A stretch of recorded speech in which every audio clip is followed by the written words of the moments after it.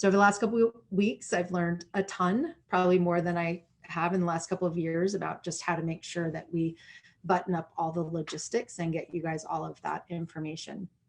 And by the way, we're going to learn more. So there's still going to be a lot of speed bumps and hurdles and all of those types of things, and we'll figure out how to navigate those together. So I know we also have some tech specialists on the line, and we have certainly my professor and colleagues at Pepperdine who are studying learning technology right now this semester in the Global Leadership and Change program. So I'm inviting some of them as well to help us make sure that the technology works, the platforms work, and not just that we're giving information, but we're creating learning communities, which is a totally different ball of wax. So tomorrow, I'm actually inviting a couple people to join me who will be able to speak to that. How do we cultivate learning environments? That's going to be at 9:00 a.m. Pacific time, also on Zoom. I'll send that link out to everyone who is here and registers. It's also available on the Facebook page, which is Facebook.com/Heidi Hanna PhD. There's events listed there because I'm trying to get everything in one place. And then on Friday, also at 9:00 a.m. Pacific time, I'll be hosting a discussion around this new virtual first responder program, what it means, how you can get involved, if you need assistance, what we can do to kind of support you on that, as well as a fast track training program that I'm actually going to be rolling out right after our stress summit. So I'll just be able to kind of highlight that and then answer any questions that you guys all have. So Terry Passero, great to see you, one of our stress mastery educators, who both Dr. Carson and I forget it, that both Shelley and Evian had a chance to meet in our trainings. This is open to anyone. So thank you for asking that. So yes, if you are on social media, please share. You can also share the recordings afterwards. We do want to share this to everyone. On another side of things, make sure in your chat box on Zoom that you set it to all panelists and all attendees if you want to communicate openly to everyone in the chat. You will not be able to unmute yourself, at least for this particular discussion. This is going to be us sharing information with you. We have the content organized, so we're each going to present about 10 minutes on our topics. I'm going to do an intro of that. I'm going to start with 10 minutes of what I call coming to your senses. Evian is going to talk about how to circuit break stress, and then Shelley's going to talk about how we stay socially connected when we're in this social distancing time that we're in right now. So I'm going to actually start sharing those slides so that you guys can see what we have in store. As a note, again, just from the perspective of operationally how we're going to do all of this, you should be able to see the slides now. So it would be lovely if someone in chat is able to tell me that yes, you can. And if you can, then those on Facebook Live will be, actually, I can see it now because I can see the Facebook Live. That's so cool. So yes, it's working. Also want to say hi to Paul Moore. I saw your name just pop up there. I also saw Andrea Canny popping up multiple times. Thank you. I love seeing you guys here. So you're going to see some slides. If you're on Zoom, I'm keeping a so-so eye on chat. I'm going to have to minimize it here in a moment so that you know the best way, if you have a question, and I'm going to be really specific about this for sake of time and the amount of people that we have here right now. If you have a question, I'm going to ask you to type that into the Q&A box, which is different from the chat box. So the chat box is for us to have a conversation that will actually get downloaded, so I can go back through that later and answer, comments or types of, things like that. I'll say in my spare time. So don't expect that's going to happen anytime soon. But if you put it in the chat box, it will actually show up. I'm sorry, if you put it in Q&A down there on your screen, then it will actually give me a number. I'll see the questions starting to generate as we go along. So as I present, I'm not going to be answering any of those over the next 10 minutes. Then I'm going to hand it over to Evian. I'm going to look through the questions as they're coming up and just prioritize those based on what I know each of the panelists are going to be presenting to you.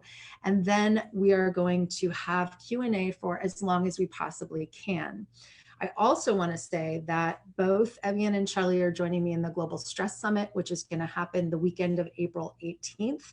That was already on the books. I do it every year. It kind of corresponds with tax day here in the United States. Tax day is always the 15th. And so on the Saturday after, I do my Global Stress Summit. So we're going to be having even more content now that we have to be virtual, because we were going to do it live and stream from San Diego. We only had, a certain number of hours in the day. Now we're actually adding several new experts to the lineup I'm really excited about. And I happen to see one here right now. If it's the same Robert Brooks that I think it is in chat, I'm so delighted to be able to share your information to Dr. Brooks, who I've had on the Stress Summit before, who's an expert in raising resilient kids. So I always love talking with you, Dr. Brooks. So thanks for being here. So you'll start to see those new experts populating our landing page, which is at globalstresssummit.com. It is free to sign up, free to attend. We are going to actually stream a couple of sessions during the day, and we are going to leave the recordings available to everybody all weekend. So that said, not sure exactly what's going to happen beyond that. There is an option you can just pre-purchase. If you just want to download all of them and keep them, you can do that. If not, we're actually working on getting a couple of sponsors to help so that we can just open it up to everyone, which would really be my preference. But there are costs to producing all of it. So I just want to make sure that, we don't end up going in the wrong direction financially, which unfortunately has been a learning experience of mine in the past, trying to do everything myself, which I'm sure won't surprise any of you who know me. So with that said, let's get to the content. And I just wanted to share again quickly who is here, and I'm going to give you their bio as we go along. I am going to send you the slides if you're here live, so don't worry about that, and you'll have the recording. So on the panel with me today, Dr. Evian Gordon, Dr. Shelley Carson, and I'll tell you more about them as we go. I'm definitely not going to spend very much time on this slide because this is my background, and I think most of you know about me at least enough to listen to the presentation. And if you don't, you can go to my website and get more information. So I wanted to just kind of overview this idea of stress mastery. And a few years ago, I started thinking about this even more. Ironically, I see what Evian has written and just how much he's shaped my perspective on all of this. And, these terms of like stress mastery, we go back and forth with them all the time. And we're so aligned in our framework on this. So much of that is actually because of his work that I learned from, which you're going to hear him talk about. But I think the important thing here is that stress is not good or bad, that stress is what happens in the gap between demand and capacity. I'm going to show that here in a minute. And that we really want to learn how to use that to fuel some sort of positive change. And so kind of just the overview of what stress mastery is and the way we typically do our training programs. And we have many stress mastery educators here. In fact, I got to minimize the chat because I'll just keep wanting to say hi to everybody. But when we train these professionals, we really focus on acknowledging this gap between what we know and what we do, assessing what stress really is, because usually when we talk about stress, people call it a lot of different things for different reasons, appreciating that stress is actually there to help us until it starts to hurt us and why that happens. And then appreciating that, shifting into more of a challenge mindset instead of a threat mindset, we can then make these adjustments. And oftentimes they're micro adjustments. The things that Evian's going to talk about when he talks about circuit breaking stress, we can do those proactively to build our capacity. We can do those reactively to minimize the demands on us in each moment. So he's going to really cover that. And then we always end by creating a recharge toolkit and just essentially thinking about how do you recharge your own battery to make sure that you have the capacity to deal with the demands, whatever they may be. So I don't think I have to spend much time telling you that we have a stress mess right now, and that's not just with what's happening with COVID-19 or coronavirus or whatever we're calling it, because I haven't watched the news in the last couple of days. I honestly don't know. But even before that, we knew that approximately 75 to 90% of medical visits are stress related. And the World Health Organization recently shared some great data that actually Evian shared with me on their CEO report, that anxiety is now the most common mental health problem, and depression is the leading cause of disability in the workplace. So now I know the three of us are grateful that companies are paying more attention to this, because we've been saying all along that the brain is business relevant, obviously, but now companies are starting to really put some resources into mental and emotional and social health and what all that means. And what I love so much about the work that we do is we don't look at those as silos. We look at the brain as a structure, as a muscle in some ways, and how it operates and how we can make new connections through training. But even saying that, just like a muscle, we can't overstimulate or overtrain the brain. We have to oscillate and have these different cycles or rhythms or patterns, which I know we're going to talk more about. So just quickly acknowledging the gap between what we know and what we do. Everything I usually teach is not, I was going to say rocket. I can't even think of what it is. It's not brain science, although I guess it is, but it's not that complex. It's so simple. It's how we eat, how we move, how we sleep, how we take breaks, how we connect with each other. We all know what we should be doing, but why is it so hard to actually get there? And I think Evian will probably talk about that as well. We always love to talk about this, and that's kind of what drives us, is how do we help people do what they know they should do, ourselves included, of course. And so I like to have people think about stress as a relationship. What's your relationship with stress? How does it impact you? And I came up with a specific framework that I use. And in fact, I'm going to just kind of jump ahead on a couple of these slides. I can come back to them later, but just for sake of time, because I want to get into Evian and Shelley's content, just to let you know, when I think about your relationship with stress, I'm really thinking about your stress load, which is that demand versus capacity, and the gap is ultimately what stress is. I'm going to show you one visual that will kind of help with that here before I turn it over to Evian. So stress load, and we have assessments that people can take to kind of get a look under the hood as to what their current demands and their capacities are. We have stress lens, which is really my focus for my ongoing research with both Evian and Shelley, is like why some people have this heightened stress sensitivity and others do not. And you could probably guess, especially if you know me, why that's my area of focus, because I grew up with it. I grew up having panic attacks and struggling a lot with my own mental health. So the more I've learned about that, the more it's empowered me to make better choices for myself. And I think that's really important. So things like negativity bias and perspective and mindset. And then the last one is stress signature, which is how does stress show up for you? What are the signs and symptoms that you experience? And the way I explain this is that signs are more short-term, like, you know, a mild headache or tension. I can feel it now in the, like my upper back. It's like my shoulders are starting to get closer to my ears. What are the things that your body's telling you to say? Maybe demand's too high or capacity is too low. And then symptoms are the things I know I've experienced as well, and I'm sure you have, where you're not sleeping as well, or you're sleeping too long, or you're not hungry, or you're eating too much. They tend to be like both sides of the spectrum of too much or not enough. And so it's important to unpack that a little bit. And with our stress mastery coaches and educators, that's really what they focus on, is helping people unpack what's actually going on, and how do we use what your body's already telling you to recharge yourself? How do we reset? How do we kind of recharge? And then the last little illustration I'll share here, just to go back a couple slides, is just to kind of think about what stress load looks like. So we have demand and we have capacity, and the more that those two separate from each other, we have this stress load.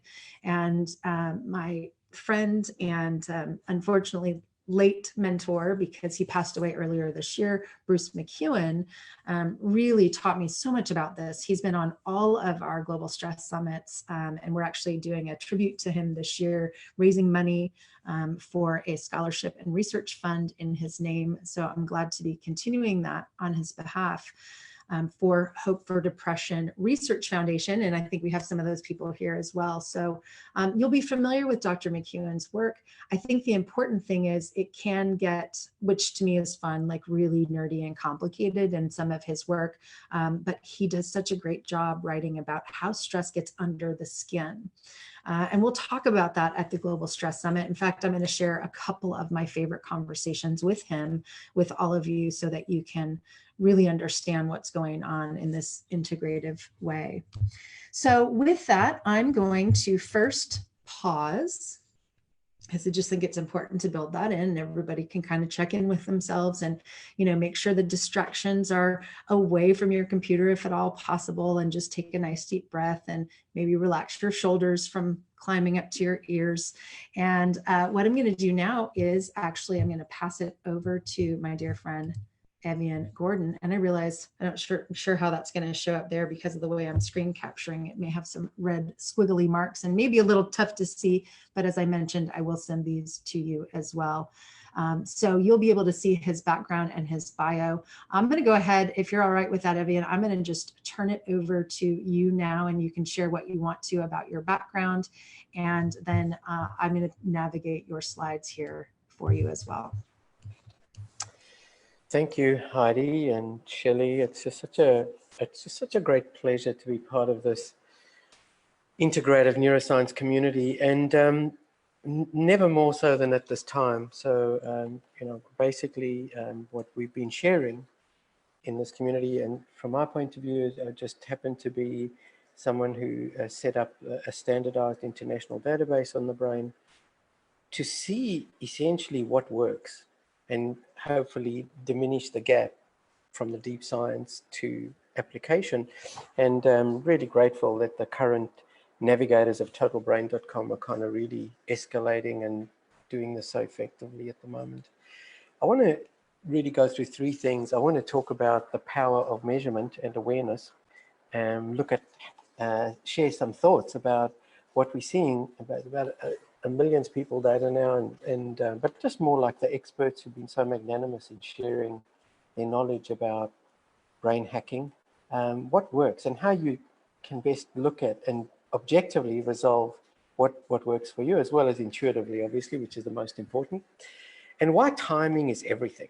That's essentially the three things I want to talk about. If I could have the next slide, please. So starting with why brain and self-awareness is empowering.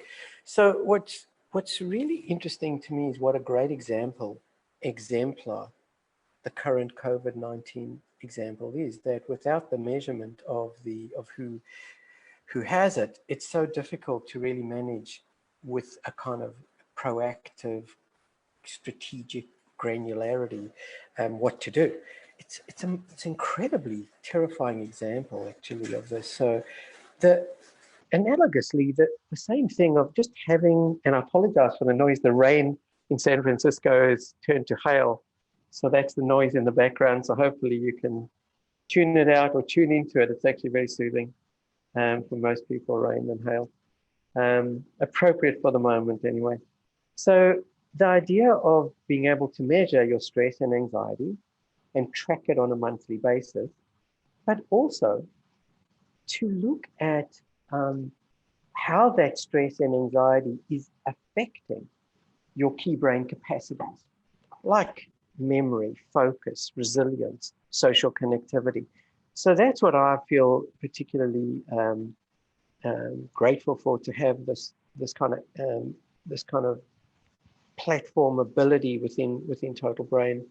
And I've just, it would really, whatever assessment you wish to use, obviously my bias is this, but it's super important to track on a monthly basis, if not more, and become your own best coach in a way of objectively seeing what's working. So that's the first point. Obvious as it may be, measurement matters, and using those measurements with a framework about what makes most sense for you to brain hack is where I think the big benefits begin.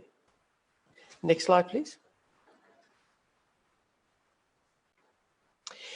I do want to emphasize the power of emotions, because I know we're all familiar with stress, you know, basically in terms of the wonderful summary Heidi just gave between the gap between demand and capacity.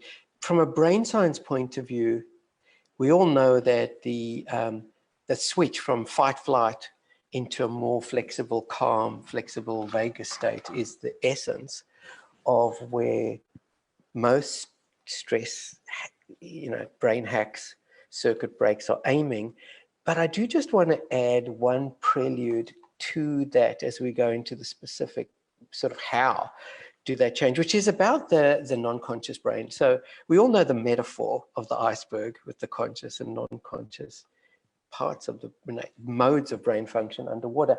But what's been extraordinarily privileged sort of exposure to me in the international database is to see the reality of how the brain is designed with the non-conscious networks that pick up threatening or rewarding cues and have this rapid, within a fifth of a second, feed forward processing to the rest of the brain that can, in times of fear, be a hijack, but can also just be a good priming for where you can weight your networks to become more and more effective.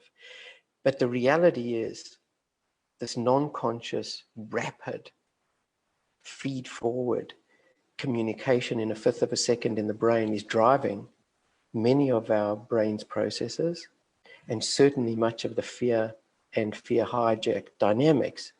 Then, of course, at about half a second, there's the feedback loops and the conscious, more specific prefrontal cortex and other very complex but quite tractable, actually, at some level, dynamics of networks that start engaging in evaluating our best options and working out how to not be further hijacked by our confirmation biases and all the other biases we know about, and starting to develop strategic kind of cognitive behavior therapy type reappraisal and reframing kind of context as needed.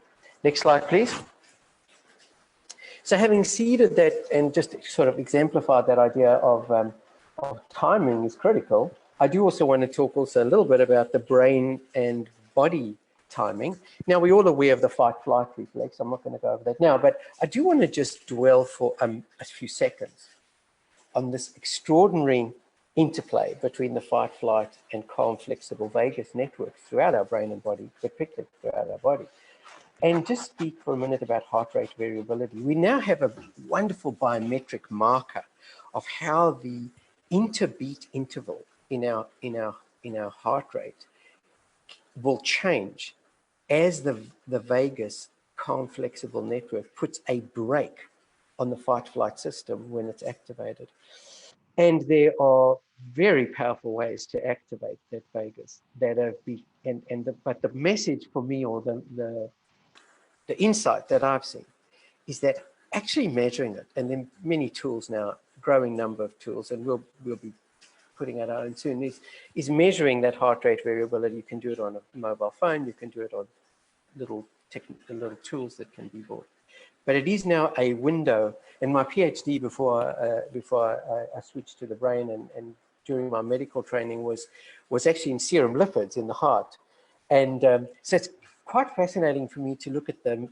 My concept as an integrationist is the closer you get to the mechanism, the more impactful. And what's so fascinating to me about heart rate variability is that it's strengthening your blood pressure reflex, and that is as critical to our survival as anything. So we're dealing with the deepest fundamental physiology that keeps us adaptive. Next slide, please. So on to the specifics. Discover what works for you. So this is just a list of many of the hacks that are out there, from obviously, breath, which I'll speak to for a minute, to visualizations, affirmations, gratitude, music. We're particularly interested in neurostimulation at the moment through music, tactile, smell aromatherapy, body posture, and of course we all know Heidi, who I noticed many people on the chat called her the hero, the virtual hero for so many people at this time. But curiosity and humor, of course, Heidi has really magnified the importance of, particularly curiosity. But also a discussion Shelley and I have been having, and Shelley's got the most wonderful book, The Creative Brain, creative acts as well. But whatever works for you. So my point about this, I do want to say one thing about breath, and that thanks to Dick Gewertz and all the wonderful people who discovered the fact that, from Dick Gewertz from Alliant University, that breathing at 6 breaths per minute, the so-called resonant breathing frequency, is certainly the best break on the fight-flight system that I've seen and measured and tested. Obviously, it's personalized. So for some people, it's not exactly 6 breaths per minute. It's a little different, but it doesn't matter. It's 6 breaths per minute. You get about 70 to 80% of the benefit of increasing your heart rate variability. So it's a very old idea of slow breathing. So whether it's you want to embed it into mindfulness, any mindfulness technique or any other breath technique, it is worthwhile exploring that incredible benefit of breathing at 6 breaths per minute. And on the Total Brain platform, it happens to be called My Calm Beat, the ability to do that. But there are about 20,000 publications now that in the last 2 decades that have shown the benefits of being in that vagus state and of increased heart rate variability. And sometimes you look at these lists and they look too good to be true. Most of the times I see that they are. In this case, they seem to be pretty plausible. Next slide, please. So I want to end off with just timing is everything. And I suppose the point I want to end off on, and why I started with the end in mind about the brain and the power of the non-conscious feed-forward processing in a fifth of a second, is that what I have seen more and more is that brain hackers, circuit breakers, who are thinking about the timeliness of what they're doing, seem to be getting increasing benefit. And so there's a continuum. In half a second, you want to at least prime your emotion automatic responses as best as you can.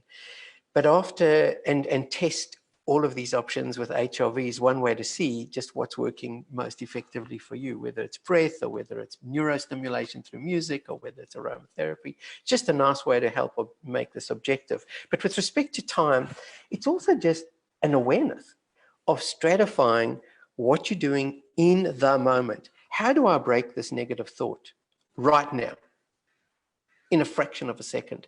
And much of that comes with having the strategies of how you are building the neural network to step back, take 3 breaths or whatever it is when you feel hijacked. Then we go into what Heidi has kind of spoken about so much, which is recharging, where you start moving towards other breath techniques, yogi breath, alternative nostril breathing, whatever. There are many breath techniques that have been shown to be very useful. But whatever the beginning of the recharge, now over minutes, longer periods of time to recharge, and then the end of the continuum, in my view, is the more harmony, the brain-body harmony, where you're starting to add meditation and the underpinning benefits of nutrition, exercise, and sleep. So that's essentially my point. You may find that thinking systematically about time and your specific personalized strategy for hijacking along that time continuum may be useful. Last point, I think. I had one more slide. I don't. That's it. That's all I got. Unless you want to take a pause. So on the pause here, what I'm going to do is show, I hope you don't mind, Evian's fantastic book. I think I've read this at least 100 times and have it in every version you've ever done, including the little teeny pocket guide version, which I left. I've already posted that in chat so people can find that book, which is really, I love, one of my favorite things about it is it's deceptively small. It is packed with information, but I love that he just gets to the point, and his points are so important. So I posted that in chat, and I also posted in chat the link to our next speaker, panelist friend, Shelley's book. And this is one of many books. This is Your Creative Brain. This was just the one I had at the top of my stack and the one that Evian just mentioned. So that link is in chat as well for those of you who are on Zoom, and for those of you who are watching the recording or are on Facebook Live, those will be sent out with the recording as well. I also want to mention, and maybe Dr. Carson, you can share this when I have you start your presentation here, because I just want to make sure I have the title correctly. One of my other favorite books that you wrote that's been very helpful for me is called Almost Depressed. Do I have that correct? I'm going to pull you off mute. There we go. There we go. Yes, that's correct. Almost Depressed. Is my or my loved one's unhappiness a problem? I love that. And just in title, and especially because of the topic that we're talking about today, I'll grab that link for you guys as well, and we'll send out more information. But I think that's part of what we're looking at right now, is what I mentioned in the very beginning about this cycle that we go through. What's normal and what's not normal is we all have, I would say, happy people have sad days too. And it's important that we understand and feel the whole spectrum of emotions. And another colleague of mine, Dr. Joan Rosenberg, does such a great job talking about this in her book and in her TED Talks. But I think it's helpful to notice what's going on before it gets to that point. And I don't know if you want to speak to that maybe just for a moment, Shelley, before you get into your slides on social connection, but just what are the types of things that people would find in that book? And then I'll have your slides here for you as you present. Just let me know when you're ready for each one. Okay, sure. So first of all, I'd like to say hi to everyone, and especially hi to the stress mastery students that I met at back in San Diego last year. It's nice to see all of you and be with all of you again. So the Almost Depressed book is really a book about resilience.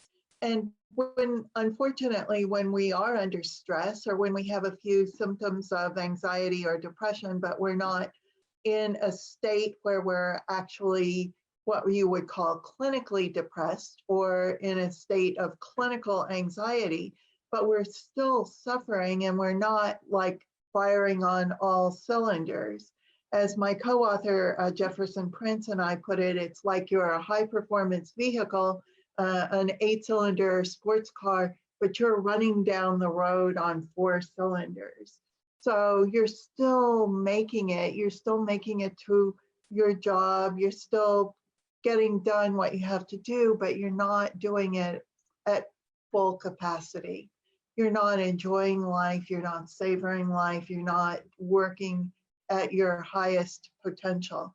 And that's where you are when you're almost depressed or almost anxious or suffering from stress.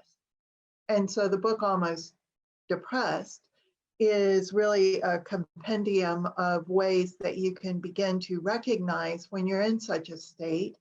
And certainly the mechanisms that Evian has and that Heidi has for measuring these things would help you with that as well. And then what can you do about it? And there are so many different ways you can approach it. You can approach it physiologically or physically by ramping up your self-care. You can approach it mentally by changing your attitude and reframing how you look at things. And then you can approach it emotionally by teaching yourself emotional regulation skills. So there are a number of different ways to approach that. And what I want to talk to you about today is actually the social support or social connectedness aspect of stress mastery or stress management. And those of you who have been with me before know that it's very important. Social connectedness is so important that we have a great deal of the real estate of our brain devoted to social aspects, whether it's social communication or social deciphering what's going on with other people. All types of social factors are built into the brain, and they do take up a lot of real estate, both of our limbic system and of our cortical system. So obviously social interactions are extremely important to the brain, and our brain health is dependent upon the health of our social interactions. So when we're under stress, social interactions help us deal with them. And when our social interactions are not in good shape, then our physical and mental health can suffer. And that's why this is kind of problematic, the situation we're in right now, because it's a stressful situation to begin with. And one of our greatest coping mechanisms, which is our social connectedness, we're being asked to sacrifice in some ways through social distancing. So the first thing I want to talk about is how important social connectedness is to our stress management and mastery. And then I'll talk about how we can maintain social connectedness in times of social distancing. So one of the things I do want to mention is that social connectedness helps us manage stress in two different ways. First of all, having social support is a way of dealing with stress in and of itself, because social support helps us to go forward and approach our stressors simply because we have other people assisting us to deal with stress. That's one aspect of social support.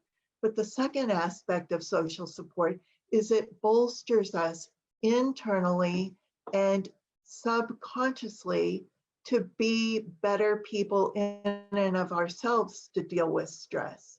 Simply by having social support, it makes us unconsciously believe that we are worthy people. We're worthy enough to have the support of others, and that increases our self-efficacy and belief in ourselves to go out and handle stressors effectively on our own. So social support is helping us in two ways: directly by having the support of others, and indirectly by feeling more competent on our own. So consider those two aspects of social support. Now let's look at what the research is showing us about social connectedness and dealing with both physical and mental health. How is social support important for the brain? Well, in a longitudinal study of US adults, researchers from Chapel Hill at UNC found that social support from family, friends, and spouse that was measured at the beginning of a 10-year study was associated with lower inflammation measured 10 years later by looking at 5 different biomarkers. So what people found about social support 10 years later was associated with lower inflammation. And conversely, people who had lower social support at the beginning of that study had higher biomarkers of inflammation 10 years later. It's also the case that lack of social support has been associated with many physical, mental diseases, such as arthritis, Alzheimer's, and depression that are also dependent on inflammation. In a review of the relationship between social support and inflammation, researchers at Ohio State University noted that a number of correlational studies have found a relationship between what's called social integration, which is the extent of ties to friends, family, and community, is associated with reduced inflammation. And then finally, one other study that I wanted to mention to you, and you women may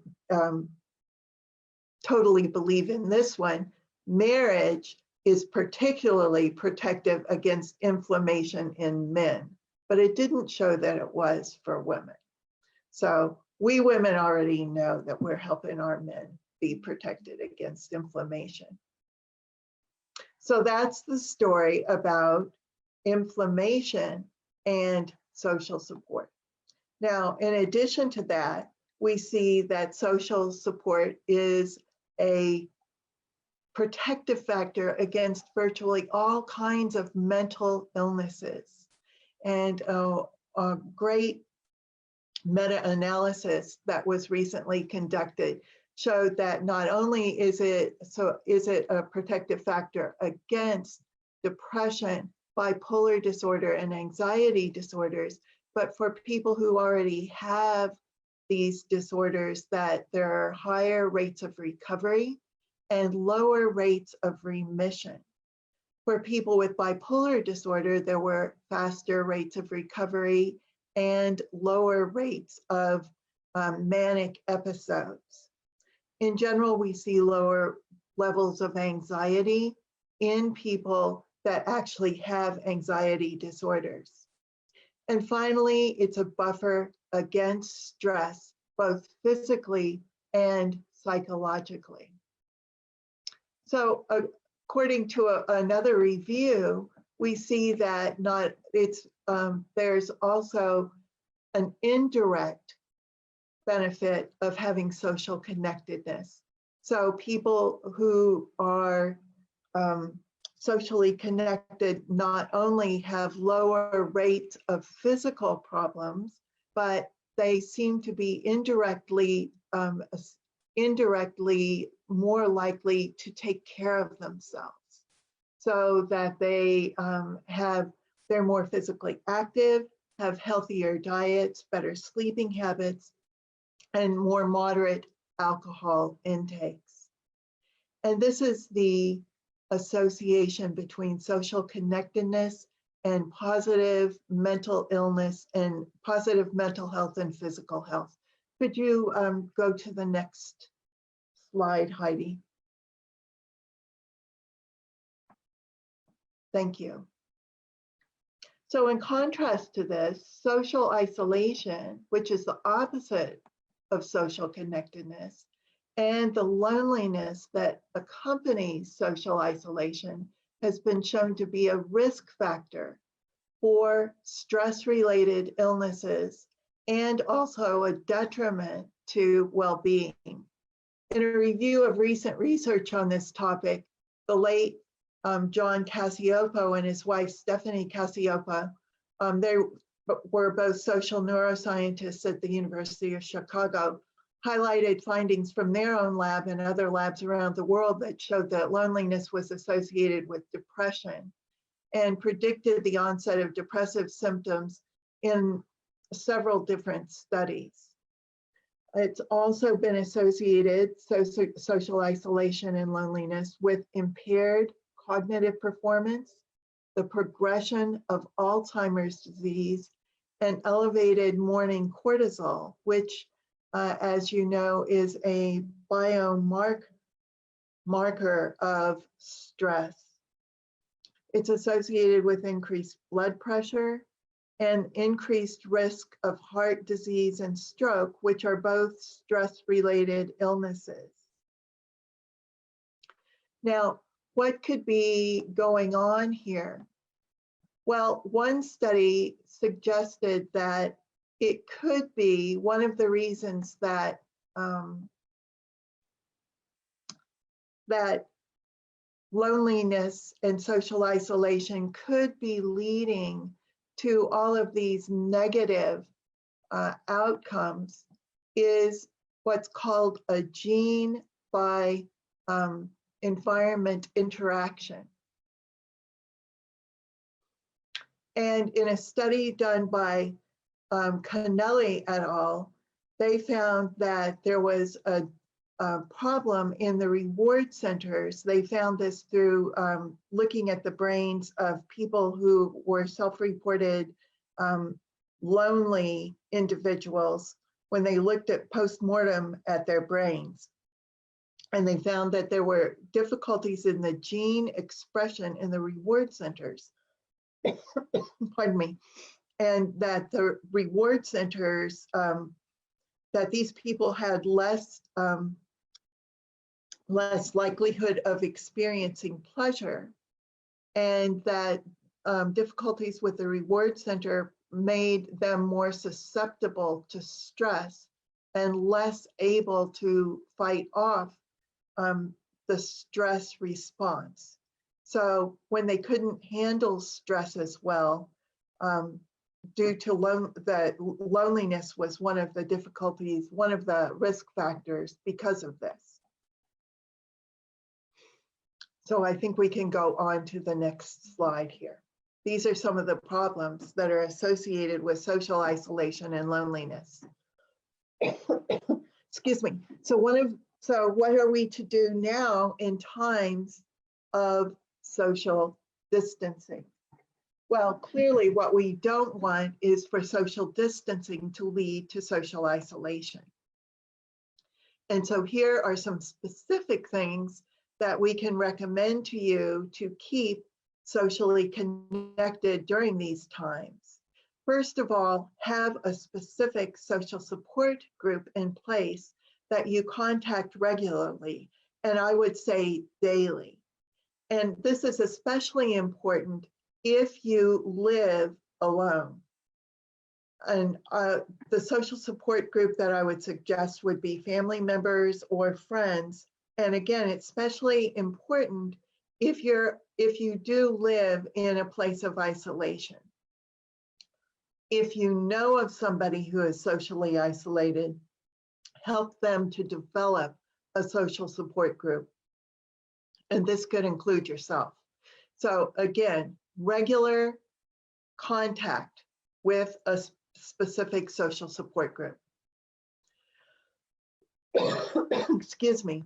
This cough is not due to COVID-19. I want you to know. I'm fortunate enough to get outside, and I think there's something out that's just blossoming in our pine-filled neighborhood that is getting to my throat. Okay, so have regular contact with a social support group. The second thing is, and by regular contact, that could be by phone. What I would like to see is that the contact includes some sort of voice contact. It could be over the internet, over phone, but some sort of voice contact. Secondly, catch up with friends and family using social media and free video conferencing tools. I suggest that at least once a week, you catch up with somebody you haven't had contact with recently. I was very lucky, and if there are any of our students from the class that Heidi and I are teaching together at Harvard, you already heard me talk about this today, but I have a group of friends that went way, way back to when I was a flight attendant, which was long before I was a psychologist. And we've been talking about getting together for years.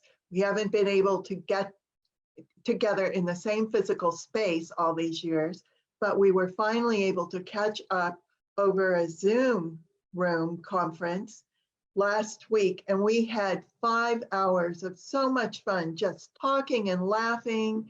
And we wouldn't have done that if it weren't for this COVID-19. We would have waited until we could get together in the same physical space, so we could fly someplace and get together.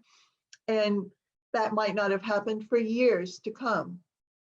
So simply find your friends, catch up with them, use free video conferencing tools like Skype. Zoom does have a price attached to it, but I think they have a 30-day free offer. And so for 30 days, you can use the free conferencing. FaceTime, there's all different ways, but find somebody you haven't gotten together with for a while and catch up with them. Check in with your neighbors. Just look at the picture in the bottom right-hand corner of this slide. There's ways you can check in with your neighbors, even if you haven't been spending time with your neighbors.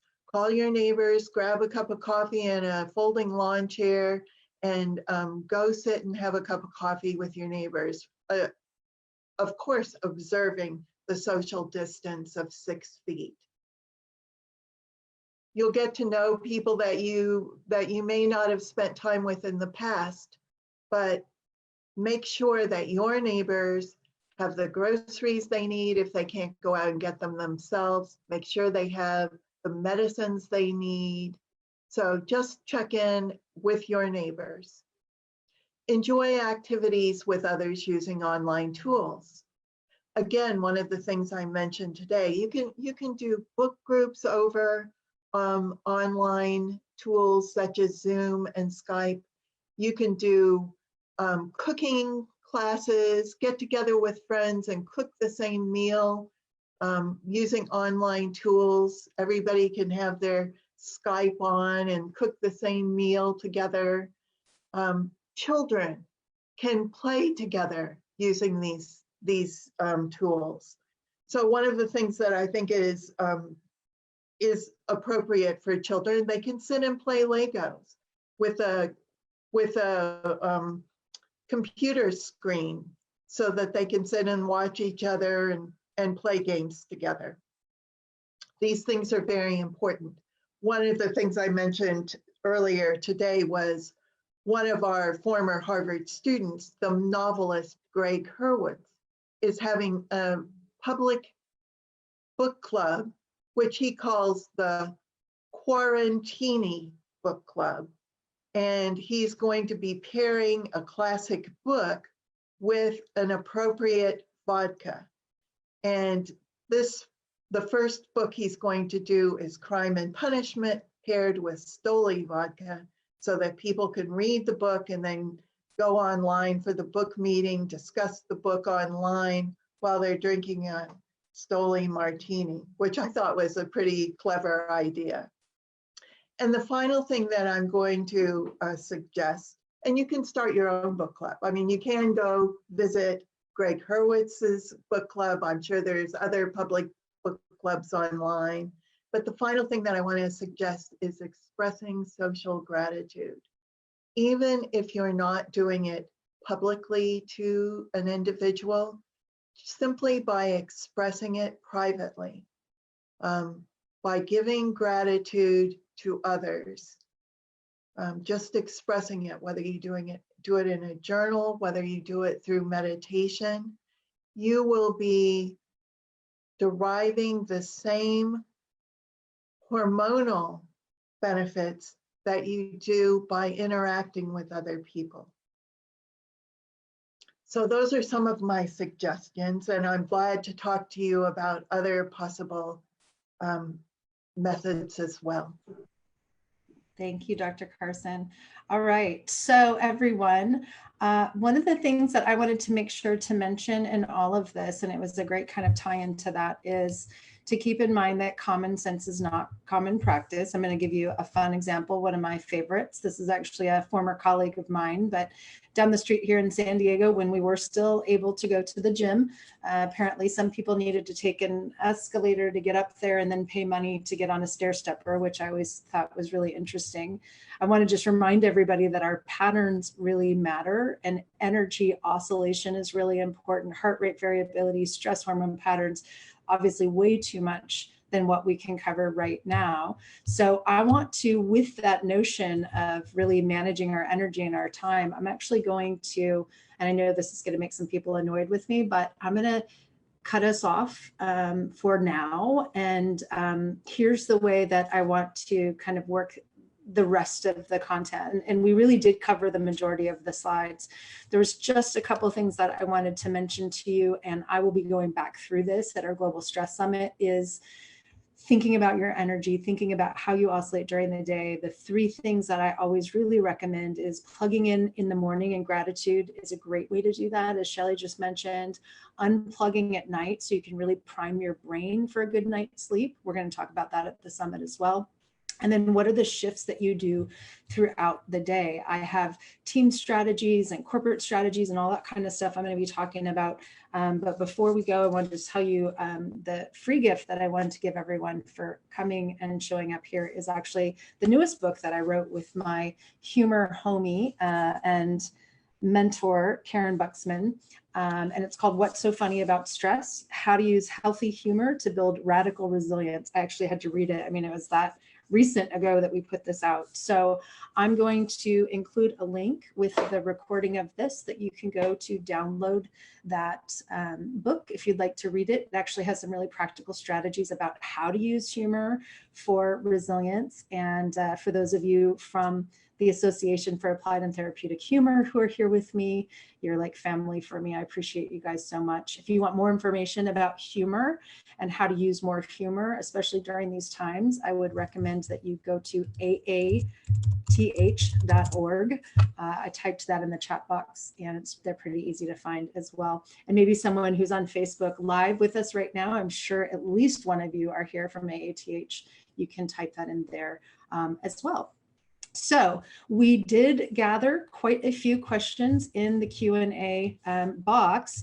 I don't want to continue over time because I feel like we have a tendency to do that in this day and age. And now that we have these virtual meetings, it's even easier.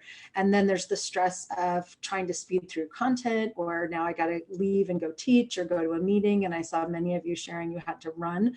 So we will have the recording.